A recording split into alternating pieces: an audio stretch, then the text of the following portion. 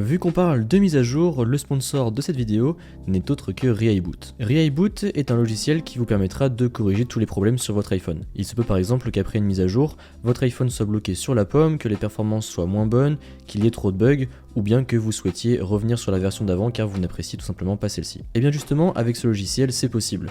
Vous pouvez soit réparer votre iPhone, soit même le remettre à zéro et faire une restauration complète, c'est vous qui voyez. En plus de ça, vous pourrez essayer le logiciel gratuitement, et si jamais vous voulez en faire plus, eh bien vous pourrez l'acheter par la suite. Le lien se trouvera dans la description, et un grand merci à ReIBoot d'avoir sponsorisé la vidéo.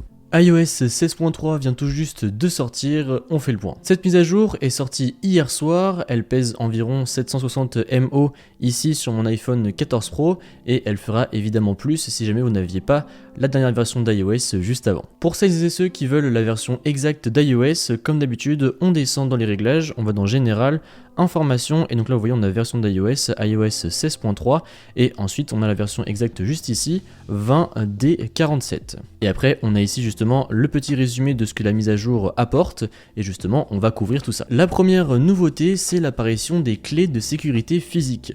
Donc vous allez dans vos réglages, vous cliquez sur votre compte Apple, et ensuite vous allez dans mot de passe et sécurité, et donc là vous voyez que si on descend encore un petit peu, on a ajouté des clés de sécurité, chose qui n'était pas là juste avant, et quand on clique dessus, voici ce que ça nous apporte. Donc la clé de sécurité FIDO Certified est du matériel tiers que vous pouvez utiliser pour valider votre identité au moment de vous connecter. Donc en fait ça va tout simplement remplacer les SMS de vérification ou les petits codes de vérification que vous envoyez votre iPhone à chaque fois. Par exemple, si jamais vous voulez vous connecter à un autre iPhone, par exemple là je viens de configurer cet iPhone et du coup on m'a envoyé des codes de sécurité sur cet iPhone pour confirmer mon identité.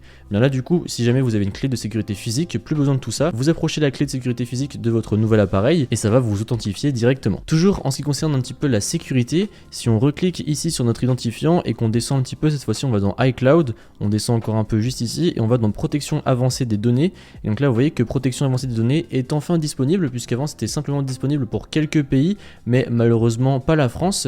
Et donc en fait ce que cela va changer, c'est tout simplement que votre iPhone va en fait crypter toutes vos données, et du coup toutes vos données ne seront accessibles que par votre iPhone et non pas par les autres serveurs Apple, etc. Donc là vous voyez il y a écrit Apple ne sera pas en possession des clés requises pour récupérer vos données, et en cas de besoin vous recevrez des instructions pour vérifier vos méthodes de récupération et recouvrer l'accès à votre compte. Donc là vous voyez on a toutes les choses, donc sauvegarde de l'appareil, sauvegarde de messages, iCloud Drive, notes, photos, etc. Donc je vous recommande d'activer tout ça bien évidemment pour éviter que vos données après, et si jamais il y a des fuites, eh bien soient partagées. Comme ça au moins ici tout reste dans votre iPhone, tout est crypté, donc seulement vous en avez la clé. Autre nouveauté, toujours dans les réglages, si jamais vous descendez et que vous allez dans appel d'urgence, vous avez désormais un nouvel onglet qui se nomme appeler en silence. Donc en fait ce que cela va faire, c'est que lorsque vous allez déclencher une procédure pour un appel d'urgence, eh bien vous savez ça émet un bruit au bout de quelques secondes, et bien du coup si jamais vous cochez cela, eh bien vous n'aurez plus le bruit, donc ça peut être pas mal puisque comme je pense certains d'entre nous, vous avez très certainement enclenché le bruit sans faire attention et ça a dû vous surprendre. Donc voilà, vous pouvez cocher désormais appeler en silence pour éviter d'avoir ce bruit assourdissant. Autre nouveauté cette fois-ci dans les fonds d'écran, donc là vous pouvez le voir, on a une nouvelle rubrique, la rubrique Unity, donc conçue par des personnes créatives noires et leur soutien au sein d'Apple afin de célébrer l'histoire et la culture noire. Et donc en fait on a un nouveau fond d'écran donc qui est celui-ci, qui je trouve franchement sympa, et en plus vous pouvez le personnaliser en noir comme ça, je le trouve vraiment hyper classe. Après voilà, vous avez plein de couleurs, donc je vous laisserai regarder tout ça si jamais ça vous intéresse.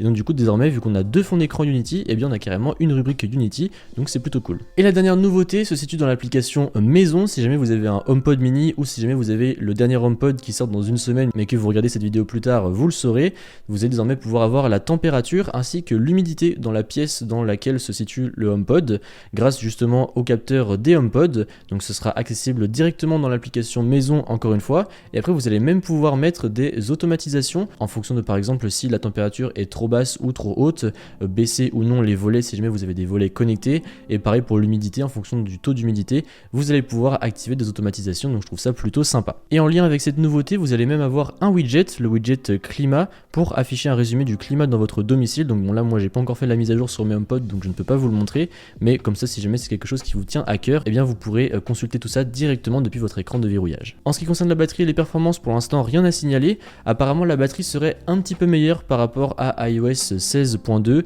Selon certains tests, bon, ce serait pas vraiment flagrant non plus, mais ce serait quand même suffisamment notable pour être souligné.